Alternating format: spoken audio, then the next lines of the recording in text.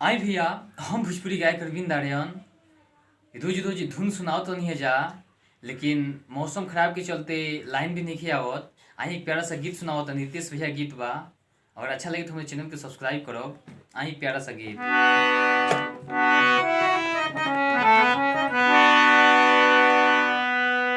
कि हम तो नहीं हरे रहते रही एसी में, एसी में यहाँ देह जरी जाता रोज खेती में, कि यहाँ देह जरी जाता रोज खेती में। कि हम तो नहीं हरे रहते रही एसी में, हो एसी में यहाँ देह जरी जाता रोज खेती में, यहाँ देह जरी जाता रोज खेती में।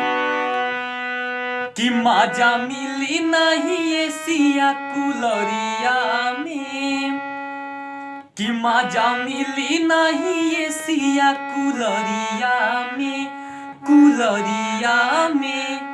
रानी जवन मजा पूरबी बयरिया में, कि रानी जवन मजा पूरबी बयरिया में।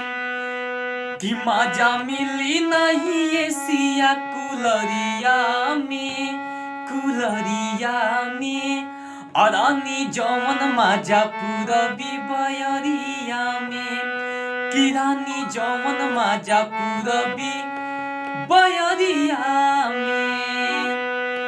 कि मजा मिली नहीं एसिया कुलरिया में, कुलरिया में। रानी जवन मजा पूरबी बयरिया में, रानी जवन मजा पूरबी बयरिया में।